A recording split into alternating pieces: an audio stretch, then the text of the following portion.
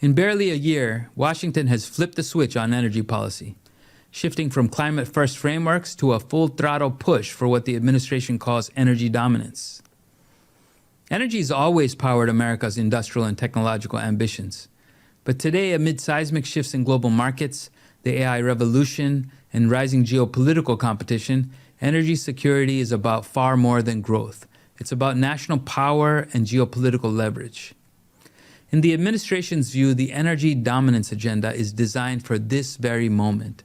It's about producing enough energy at home to shield consumers and industry from geopolitical shocks, using that abundance to fuel exports to allies, and building a grid strong enough to support the next generation of advanced technologies. The question is whether the U.S. can build fast enough and with enough policy certainty to match these ambitions. Can it break the bottlenecks by speeding up permitting, modernizing the grid, expanding LNG exports, linking nuclear to AI, and baking energy into trade strategy? And what does that mean for renewables like wind and solar? To answer these questions and more, we have a special episode of Betting on America. We are featuring a live CSIS conversation with Jarrod Agen, Executive Director of the National Energy Dominance Council, and our very own Joseph Majkut, the Director of our Energy Security and Climate Change Program. They explore whether America can build the energy backbone to meet its industrial strategy demands fast enough and with the policy durability required to lead. I'm Naveen Girishankar. Welcome to Betting on America.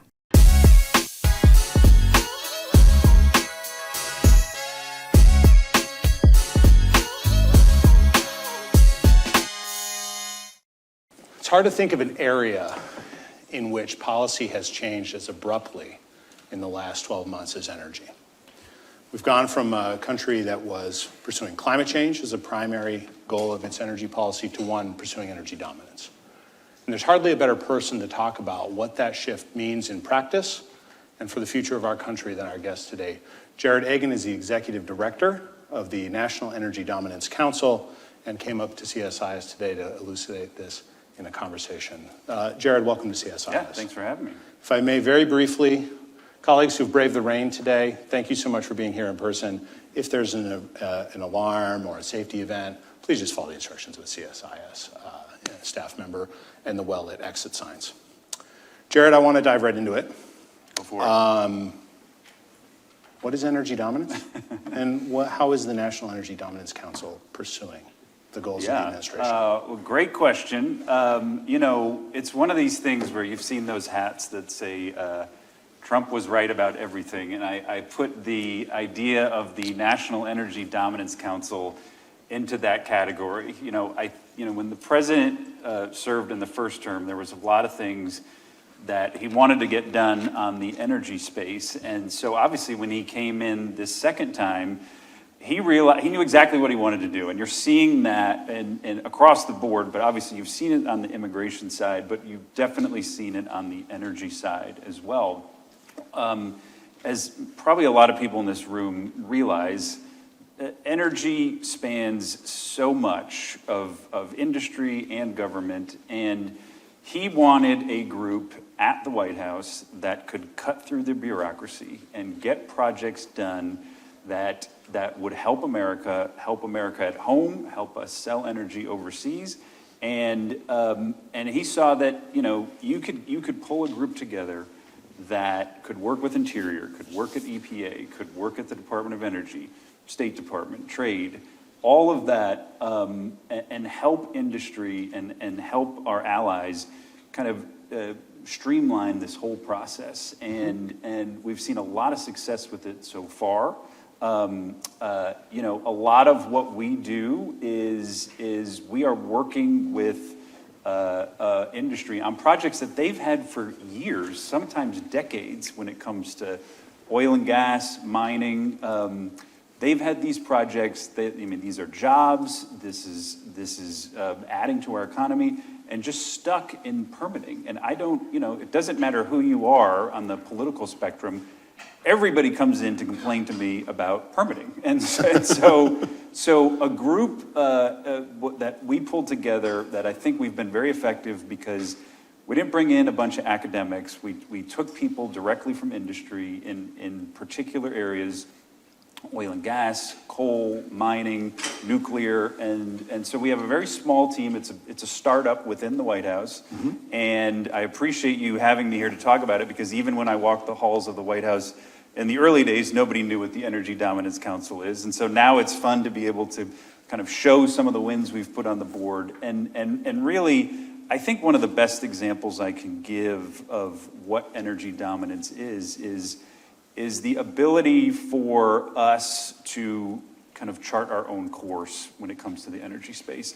No matter what the turmoil might be geopolitically, if there is tensions in the Middle East, there is not going to be massive changes here at the US because we can generate our own energy. And so like gas prices aren't going to fluctuate massively, and there's going to be lines at the gas pump to fill up your car, because we've put in place the systems to produce our own energy. And then this kind of second step to that is, okay, now that we've done that, how do we grow our economy and our GDP by selling that energy overseas to our friends and allies? I have like 18 follow-up Yeah, questions. go for it. So let's, you mentioned the successes. Give me a short list. You know, this has been, you have a team in place, you're meeting with industry, you're talking to the agencies. What are the things that you look back even on this short period and say, this sort of new administrative thing really did break through? So I'll give a few examples. I mean, the one that always jumps out to me, and so there's kind of phases to this. There's this kind of low-hanging fruit that when we first came in of just reversing things that were in place under the previous administration.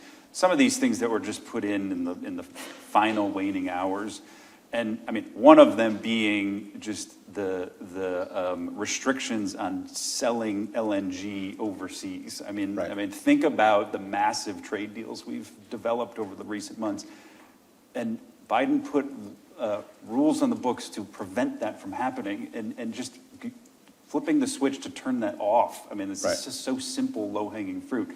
Then as you dive into it a little more, our team looked at, okay, well, what are things that you can do that you don't even have to really change the infrastructure, but we could produce more. So we looked at offshore commingling, which is basically the ability to use the existing infrastructure, but just pull from different sources within the same rig so that you can produce more barrels out of the Gulf of America.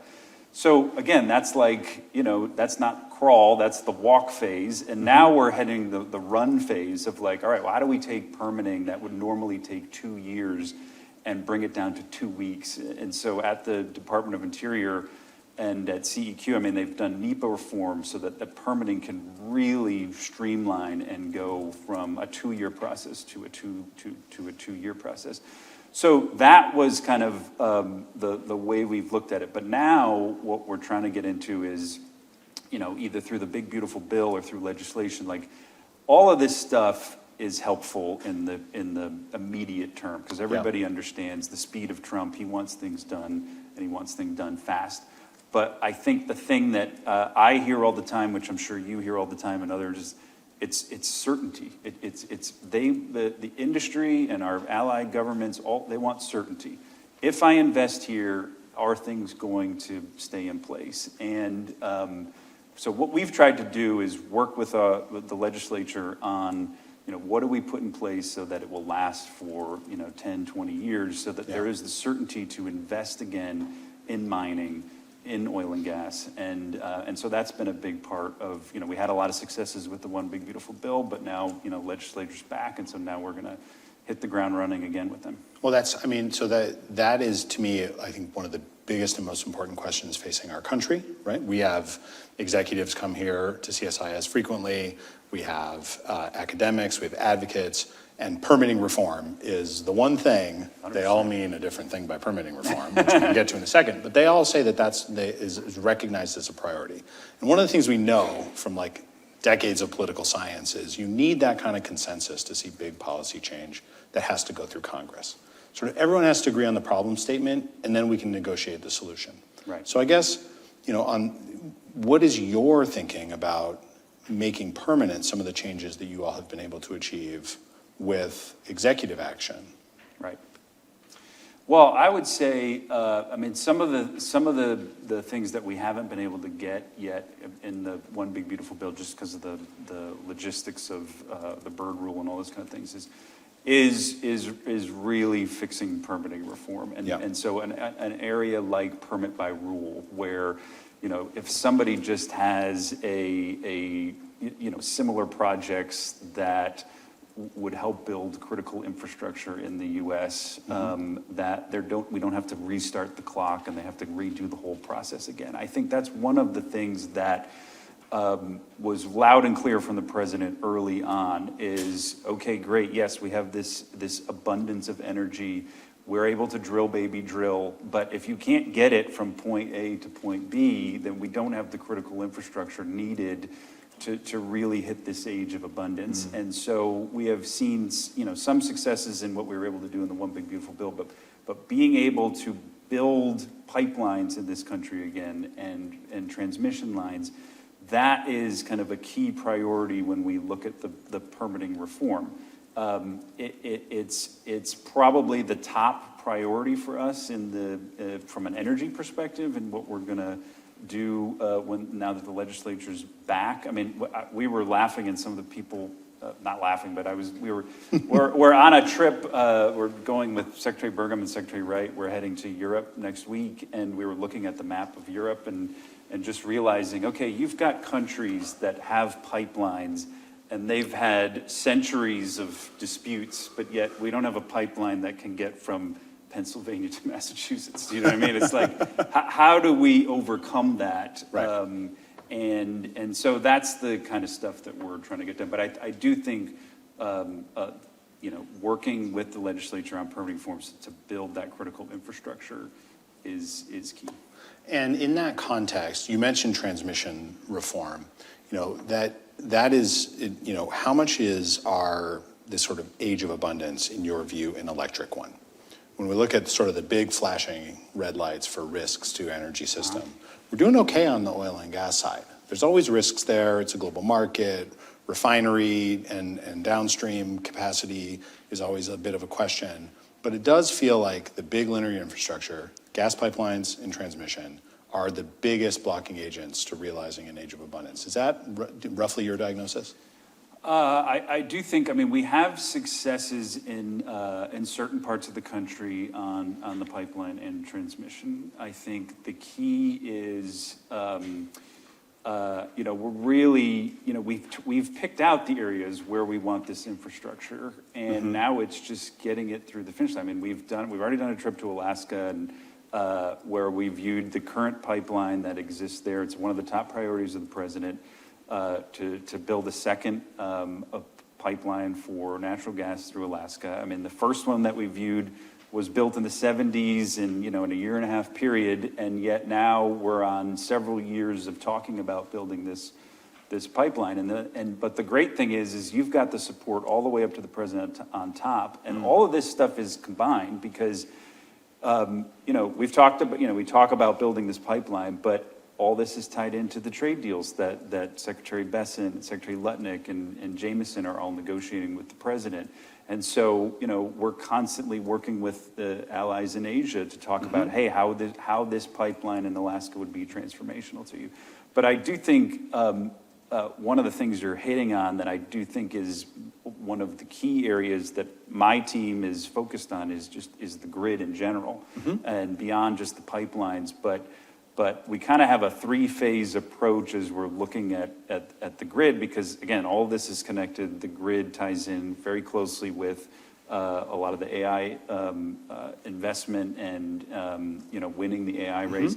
I think all of us will agree we've got amazing, creative, brilliant engineers that are going to help, win the AI race, but we need the grid and the infrastructure to have the electricity to do it. And so the first phase of that was stabilizing the grid, and that's where we used a lot of the tools of the administration. The 202C is a method that the Department of Energy could use to keep coal-fired plants open. So a lot of coal-fired plants had been closing and on the downturn, and we specifically started to use the authorities to keep those coal-fired plants open. That became especially important in Michigan, where we were tracking, and during the summer at one point, we were almost at a blackout through the Midwest, but because we kept this one coal plant open, we avoided that. And so Right. a little bit of stabilizing there.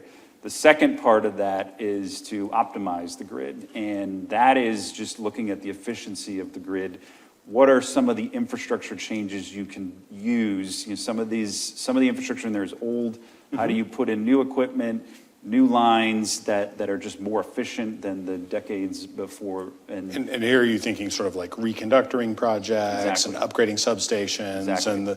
and at some point we bring in the electricity people and they kind of Yep. figure it out? Yeah, exactly. Got it. That's exactly, and that's the process that our team is working on now. And then the last phase of that is to grow, and that's where the nuclear comes in, and that's where we want to build the data centers and the nuclear generation and the grid all combined in the best possible process. And we're looking at across the board where is this done the best? How do we improve? And so that's a kind of a longer term one, but ultimately that's the grow process of the grid of how do we generate more energy and keep it on the grid. Let me take you on the nuclear point just for a minute, because the president has some very ambitious goals for nuclear renaissance in the United States. 10 gigawatts of large-scale nuclear reactors under construction by 2030, I believe, was the EO from a couple months ago. The Secretary of Energy is putting a lot of shoulder into supporting SMRs and new nuclear technologies. O3B creates a tax credit runway for nuclear power in the U.S. Why nuclear? Why, what's the motivation? What problem are we solving that has elided us before? Well, I think the technical advancements in nuclear make it key for, it is an energy that will be able to produce what we need for these data centers. There's so much innovation and startups and big global companies that have had huge successes in it so far, and it's just an underinvested right now. And so the key to reaching those goals that you talked about, and the president is very ambitious about this, but he's ambitious about pretty much everything. And so He seems like a patient guy too. but it's really a very smart system that he's put in place. I mean, so leveraging DoD, for example, using that as a way to get some of these early adopter companies off the ground of working deals and contracts with DoD, so that you can build some of the early nuclear generation on the bases. Right. That will get them off the ground and getting some, get them working, seeing how the system works, getting some contracts done. That will allow them to obviously help grow the fuel market for nuclear here in the U.S. There's a big DOE component where they have some used fuels that still have energy in it, and that can be utilized to help the fuel market. And so that will hopefully kind of be an early generation of showing, all right, we're using DoD and DOE as kind of a basis to grow our nuclear effort here, and then learn all the learning we can do from that. That's how you span it out into the broader market. One of the opportunities and one of the things that seems like the NEDC could play a vital role in is sort of taking all these different tools and trying to coordinate them appropriately. Yeah. Right? Yeah. There is not one diagnosis for why the U.S. stopped building nuclear. There's a lot of reasons. Right. And so it's combining this sort of the permitting ideas with building support from the states and the utilities that have to build these things, with the finance interventions that can be made from Treasury and the Department of Energy. Do you feel that the NEDC sort of sits at the right nexus to help, not direct, but I would say coalesce efforts from the government. Yeah, I mean, it is excellent to just be at the White House and be able to talk to not just the president, but the senior leadership there, and to, everybody there is embracing how important energy is and how important these projects are. And obviously Secretary Wright, Secretary Burgum, Lee Zeldin, others, I mean, they're talking all the time on these issues, and all of them have to work in close coordination on this. And I think that's one of the great aspects of this, is that those senior principals are all working together on these initiatives. And there is nothing, I mean, we were giving a speech yesterday about energy, and there is a long list of energy companies that come in to see me, but this was like a paper manufacturing company that they wanted to produce their own energy. They never would have come in to see me in the past, but anyways, we got to talking, and I mean, they had a great solution of what they wanted to do. And so I do think it will go down as one of the president's great initiatives to kind of take energy and make it a central focus of his White House. And you're seeing that in the trade deals. I mean, and that's where I think, again, it's a unique process, because you've got that kind of great trade team that is leveraging the U.S. energy. The EU trade deal, for example, $250 billion over 3 years. We're talking about $750 billion that the EU is going to purchase from the U.S., and that's just the EU deal. I mean, there's a bunch of other ones. And so those numbers are dramatic, and they're fantastic. And so that is a great goal for our team to then say, okay, the trade team and the president came up with this amazing trade deal. Now, how do we filter in the achieving those huge numbers? Right. And and it's going to take a full across government effort to do that.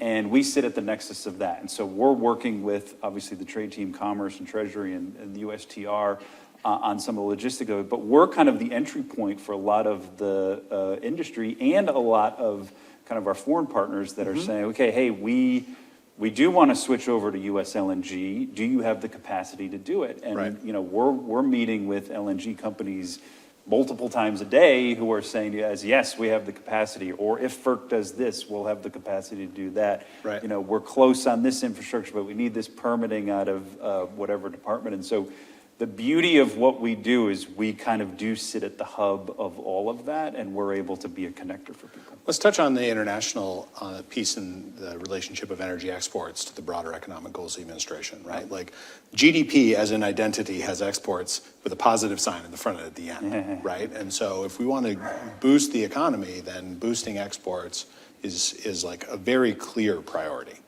You're about to head to GasTech, the big industry conference in Italy next week. I think both secretaries, co-chairs of the NEDC will be going. Yeah.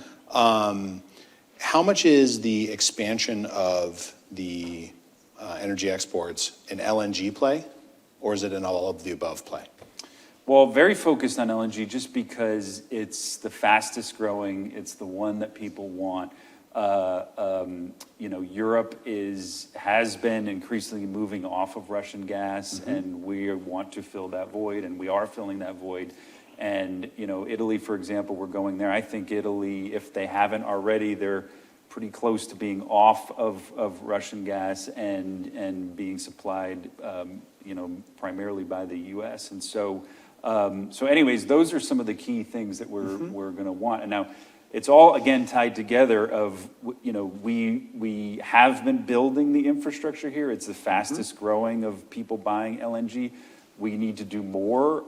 It's one of the beauties of we've been working with FERC, and FERC has been really good and is going to get even better of just moving fast and helping with a lot of these facilities out of the Gulf of America.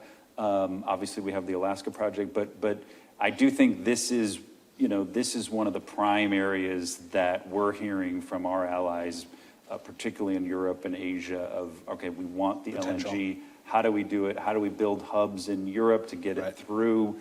And then we have so many U.S. companies that are primed to just skyrocket based on these trade deals. What do these discussions look like?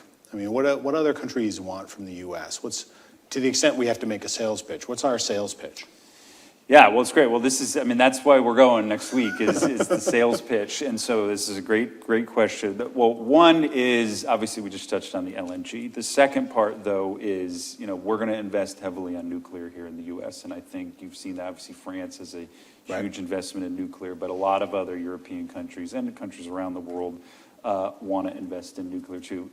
The U.S. has some amazing, fantastic companies that are ahead of the curve on nuclear. They've got a ton of startups that are also really coming up with innovative things. And so a lot of companies want to partner with us on nuclear as well. And then the other aspect of that is the AI aspect to it. And yes, that's bigger than just an energy play, but Secretary Wright and Secretary Burgum very involved in just the overall AI and how to get enough energy for AI. And so a lot of the companies want to partner with us on AI generation and actually But here and abroad. Yeah. Okay. Yeah. And so it's one of the things, like when I talk about our kind of phases, like we're about to embark on a bit of a world tour where then Secretary Burgum's also going over to the Middle East in November to the UAE, where this will be another big topic of these same issues of LNG and AI and nuclear. How much do these commercial negotiations also involve the political alignment of the U.S.? One of the things I've seen, the rhetoric from the White House is, we want to be energy abundant at home, and we want to share that abundance with our allies and friends around the world. How much do you think these commercial relationships bolster the sort of the security relationship that a lot of allies have with the United States, if informally, if not formally? Hey, I think it's huge. I mean, given the geopolitical aspect of I think countries want to partner with us, particularly if they've been on Russian gas, and they know that if they can build long-term 10, 20-year agreements with the U.S. On LNG, and then talk to us about what's the long-term play on nuclear, I think that only strengthens us. And you've even seen it. I mean, early in my career, I worked on it was the G8 summit at the time. I worked at the State Department, it's G7 summit now. And it took a year to plan to get all leaders over to Sea Island, Georgia for a meeting. Well, what was it, like 2 weeks ago, the president had a handful of leaders just came on a 24-hour basis, and they had just this kind of massive summit at the White House. And I think that just speaks to the difference of, it's bigger than energy, obviously, but they want to come, they want to hear from the president. He is leading on the world stage, and that's great to feel and be part of again. And energy is obviously a big component of that, because one of the big enticing items we have is that gas that we can help our allies. I mean, there are competitors in this space. Earlier this week, there was an announcement that kind of there's going to be further progress on the Power of Siberia 2 pipeline, bring, I think, 50 BCM, if I recall correctly, gas from Russia into China. Really an expansion of their energy relationship, and sort of restoring what had been gas supply kind of otherwise lost to global markets in the wake of the invasion of Ukraine. How does the U.S. position itself to be energy dominant when we have other players in the game, right? Who are our friends in this endeavor, and who are our competitors, and how do we beat them? Well, how we beat them is moving faster at the speed of Trump, which is what we're trying to do. But I mean, I do think the trade deals are a huge part of that. I mean, if these are eye-popping numbers that we're talking about, and we're going to hit those numbers. And so that will just be kind of a massive boon for the U.S. economy and for those U.S. companies. I mean, they are chomping at the bit to invest and build infrastructure. We are helping them with the permitting. Again, things are moving faster in the Gulf of America in particular, to get those throughout the world.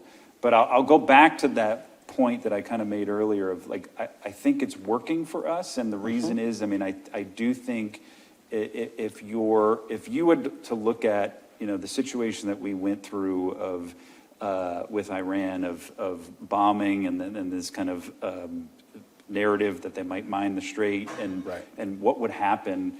I mean, we were tracking it every day. We were having meetings at the White House about it, and the price of oil, the price of gas here in the U.S. really never fluctuated, and that is a testament to we can get it done here, and it's the investments that have been made over the past several years. But if we just stay on the path we're on, thanks to the president, that's not just going to be the case for crude oil. I mean, that's going to be the case for the LNG, and it will ultimately be the case for nuclear, and it will help us win the IRAs. In that context, let's kind of return to the domestic side of things, right? Shortly after the Biden administration announced the pause on new export terminal licenses, we did a ton of research and blog posts and conversations here at CSIS trying to evaluate that question of national interest for the LNG industry. One of the concerns. Did you ever figure out why he did it? I think I have a pretty good idea, yeah. But one of the concerns was that increasing, and this has been something that the industry has faced for a long time, increasing gas exports, particularly at the volumes we're gonna do over the next 5 years, is gonna raise domestic prices. And that's gonna challenge the low energy price advantage that our manufacturers and our citizens have. Do you see an integrated approach where the sort of domestic energy dominance agenda, focused on pipelines, focused on abundance, kind of allows for the energy dominance to be spread abroad? Or what risk factors are you watching for in that context? Yeah, I guess I would say, the president is obviously, he's focused on energy prices here in the U.S. I mean, it comes up quite often. He jokes about it publicly, but obviously, he's tracking what people are paying at the pump. Right. And just the fact that we kind of celebrated over Labor Day of just the prices were the lowest they've been in 5 years. And so, he's got his finger on the pulse of that. And I don't expect he is ever going to not just look at, okay, what are people paying here domestically? Yeah. Now, I do think, all of the items he's done on the world stage with tariffs and the trade deals, there were always talk of, hey, this would raise prices and this would, hurt consumers.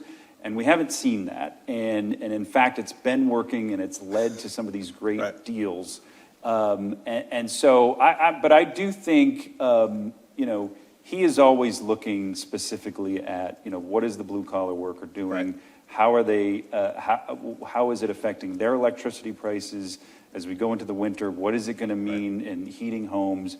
What is it going to mean at the pump to fill up? And so that is always kind of the North Star of, as we look. If I can test an idea with you, I mean, you've talked about the Alaska LNG project, and one of the things that sort of makes that appealing from in an energy dominance frame is that it's gas that's otherwise not being used; it's being re-injected into reservoirs, and it's a next available resource that actually isn't a lower 48 market issue, right? It's sort of like, so there's like, you can think about it as being, there's multiple reasons. Does that sort of accord with your thinking about why this is such an exciting project? Yeah. I mean, we had the privilege of going up there and seeing it, and going up to the North Slope and seeing where the pipeline would be. And yeah, I think there has been this unnecessary war with Alaska under the last administration of not utilizing the abundance that they had there. And having gone up there to the North Slope and talking to the people that live up there, I'm not talking about the workers, but the native Alaskans who live up there, they want this. I mean, they want they want the power generation, and they want the drilling, and they want they want this to succeed. And so, but I 100% agree. I mean, this is a project that would help not just Alaska, but it would help the overall U.S. It would help our allies overseas. It is something that we are working with across the board, obviously with the governor of Alaska and the senators from Alaska. But it's one of the only projects the president mentioned in his joint address to Congress. And again, checking in on it regularly. We're going to have another trip up to Alaska this fall, and just there's a lot of exciting stuff already happening up in the North Slope of Alaska. There's a lot of the big industry players, the Secretary of Interior has already made moves on the NPRA, and so, again, these were some of the low-hanging fruit of like, why was this shut down when this could be a massive resource for the whole U.S.? Colleagues from the media, we're going to turn to you just in a moment. Jarrod, I do have to ask about renewables. Yeah. So your critics will say, we also recognize power generation needs. We need a lot of more primary energy in the U.S., and there is the perception that the president and the administration is moving unfairly against renewables, which is the fastest growing source of new electricity in the country. What we hear from the administration is we're balancing the scales from what had been a previously favored sector and sort of reorienting the industry to provide value where it can. What is your response to that debate?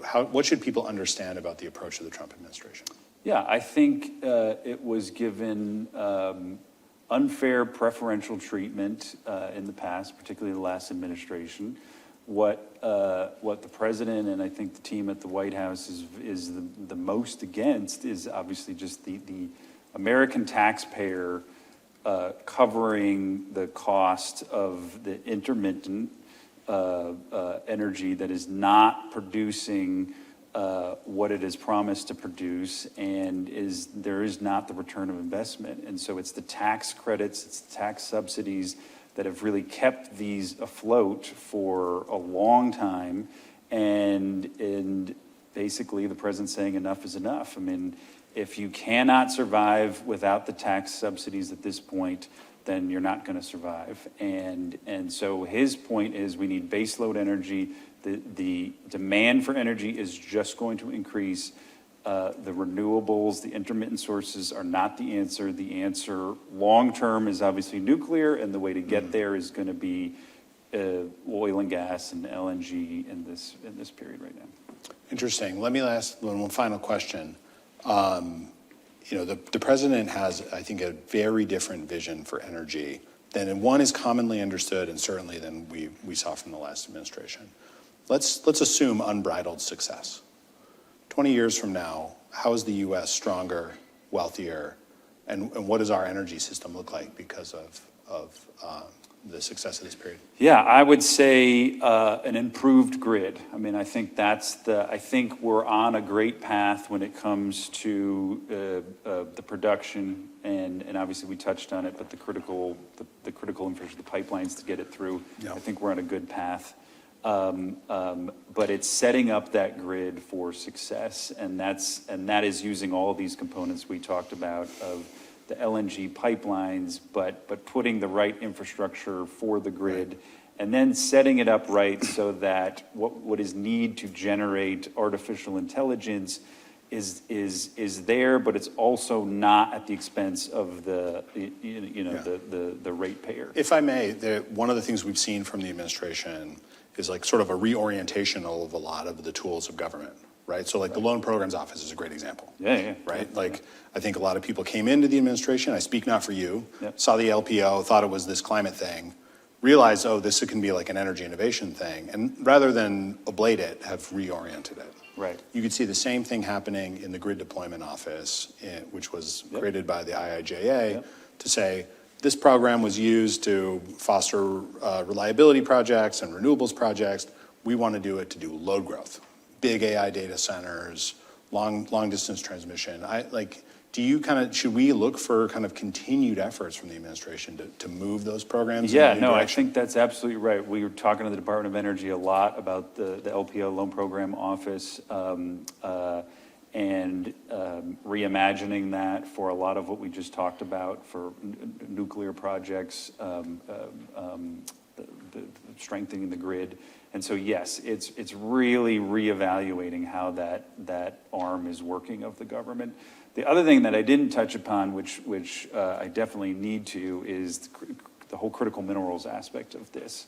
And so we had a lot of success in the One Big Beautiful Bill of putting in much needed funds kind of across different entities to invest in critical minerals, to invest in mining. Our team is heavily involved in that as well, but that's a big component of all of this is not just get mining going again here in the U.S., but investing so that when China or others are kind of manipulating the market or coming in to invest in mining projects globally, that we have the funds we need so that the auto industry and the tech industry and all these are getting the critical minerals that they need, and so that's another big piece that we're kind of reimagining how U.S. funding can be used to help on the critical mineral effort. So I hear two things, just to, if I may summarize, and you can tell me if I got it right or not. Sure. Like the agenda is about unlocking the resources that the United States has natively. It's about using them to foster stronger economic and security relationships with our allies, to protect ourselves from coercion, and to stay at the front of the sort of new economic areas, AI, reshoring manufacturing, and I would argue it's national renewal more than anything else. Is that roughly correct? I think that's very correct. You sum that all up, and that's energy dominance for you. Great. Well, thank you so much. Colleagues who are joining us from the media, you're welcome to offer a question to Jarrod. Jen, you go ahead and start. Thank you. Thanks. Hi, Jen. Jennifer Lloyd, Bloomberg News. Thanks for doing this. Yes. I heard the economic argument, obviously, around renewables, around intermittency and subsidies. Yes. But you also said that industry and our allies want certainty to invest in energy infrastructure, mining, et cetera. How do you square that goal with the uncertainty signals that do come from revoking authorizations and stopping work on fully permitted offshore wind projects? Well, I would say, the certainty is around investing capital into projects that are not reliant on government tax dollars. And so if you want to invest in a project that you can be financially viable in, and you're not reliant on tax subsidies to do it, I think that's the message that we're trying to show. And I think that we have seen success on the fossil fuels, and so, but a lot of those companies were treated very unfairly over the last 4 years. They didn't have the certainty that they needed, and that is what is going to provide the baseload energy and help satisfy a lot of these trade deals. And so in order to invest in massive billion-dollar facilities to export LNG out of the Gulf of America, you want the certainty that if you're going to invest that kind of money, that the policies are going to be in place that you're not going to stop LNG export at the 11th hour for some reason that nobody understands. And so that's what I talk about when I talk about certainty. Yes, sorry. Hey, Ari Natter, also from Bloomberg. I wanted to follow up on the question about renewables and offshore wind. So we saw last month the administration halts Ørsted's project, which was 80% complete. Do you think there's anything that Democratic governors backing that project could do to help unlock it? And also, I'm curious, excluding Empire Wind, there's 3 other offshore wind farms under construction. Do you think we might see similar treatment, where those projects get halted by the administration as well? Well, I can't talk about the Ørsted. I know that they, I believe, filed lawsuits today, so I'm not going to get myself in trouble and talk about Ørsted. There is a systematic review that the president has called for from the beginning of looking at all wind projects and were they permitted? Was it rushed in the reviews? How does it affect national security? How does it affect commercial fishing? How does it affect the environment? And I think there's a feeling that some of these were not properly vetted under the Biden administration, and so, but that stems back all the way from the early days when the president came back into office of reviewing all of these wind projects, and so I know the Department of Interior is doing that process. Front row. The lady and then the gentleman. You said Stan? Okay. Hi, Callie Pattison with the Washington Examiner. I wanted to turn to Drill Baby Drill. Yeah. We saw this week ConocoPhillips is laying off up to 25% of their workforce, and a lot of producers that I've been talking to, especially in the Permian, are not confident that Drill Baby Drill can happen under these market conditions as production prices are going up and futures are going down. Is the Energy Dominance Council aware of these concerns, and what are you guys hoping to kind of get these, or at least, help settle those concerns within the industry? And for you personally, do you believe that Drill Baby Drill can happen this year? 100% believe Drill Baby Drill can happen this year. Yeah, we're talking to all of the Permian companies on a regular basis. I mean, a lot of it is, again, some of this is the certainty of what is kind of the long-term commitments that they can put into place, and it's innovation as well, and it's some of these kind of fixes that we could do, like commingling, where they don't have to put in a lot of more capital, and that's onshore and offshore, so that they don't have to necessarily build more and spend more, but they can produce more. And so we're working very on a daily basis with all the Permian companies on how their kind of long-term plans we can help improve those. And but again, I mean, at the end of the day, the president wants the price at the pump to be low, and so that doesn't always coordinate with what industry wants. And so we work for the president, and so we're gonna do what the president wants, but that means Drill Baby Drill is going to be in place, and that means that the American consumer is going to have low gas prices, and we've had success with that, and we're going to continue to do that. Excellent. And we'll go to the gentleman in the front. Thanks for talking. Brian Dabbs, E&E News.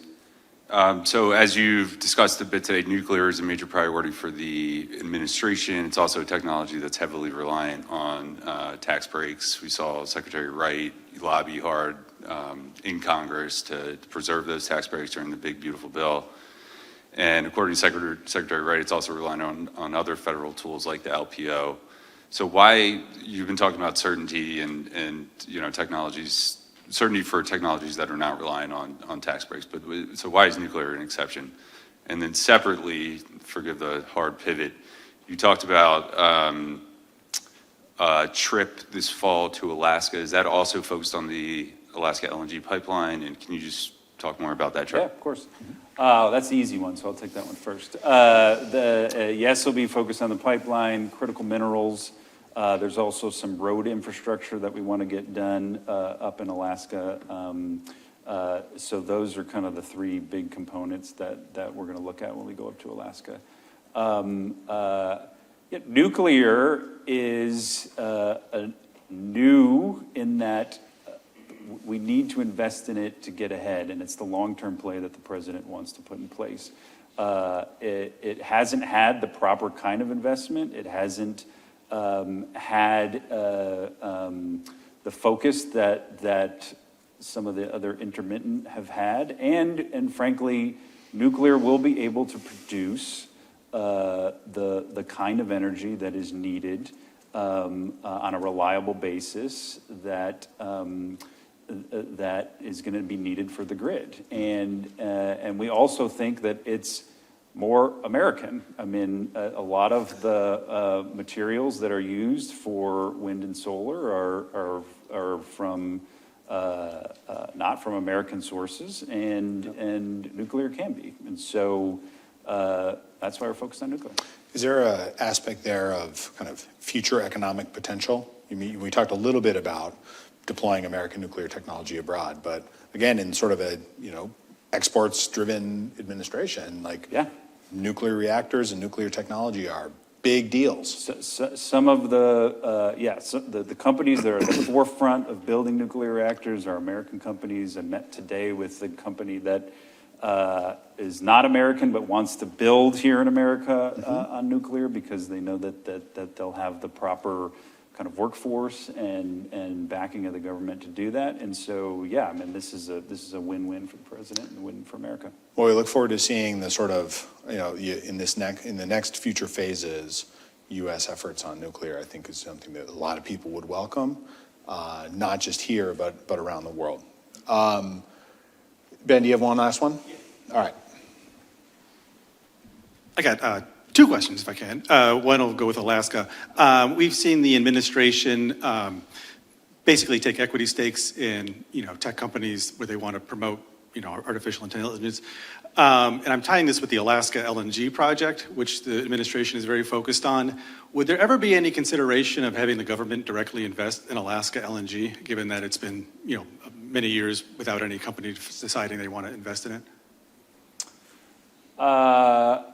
I haven't been in conversations of that. I do think what we've talked about is, there are DoD sources, there's, bases up in Alaska that could be used as offtake agreements on LNG.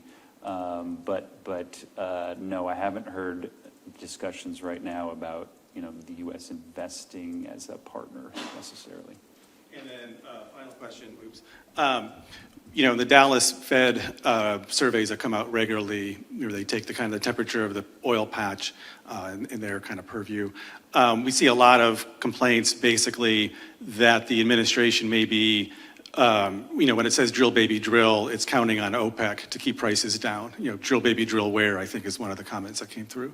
Is the administration worried that by keeping prices so low, you kind of mentioned this earlier, that keeping prices so low, it's hurting businesses in the Permian to the benefit of the OPEC countries that are increasing their own output?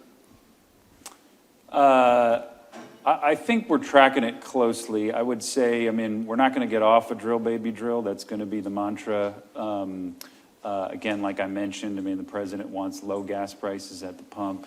But to the same token, we're talking all the time with the Permian companies and industry there, and if there are ways we can help them succeed in this environment, we're going to try and help them succeed.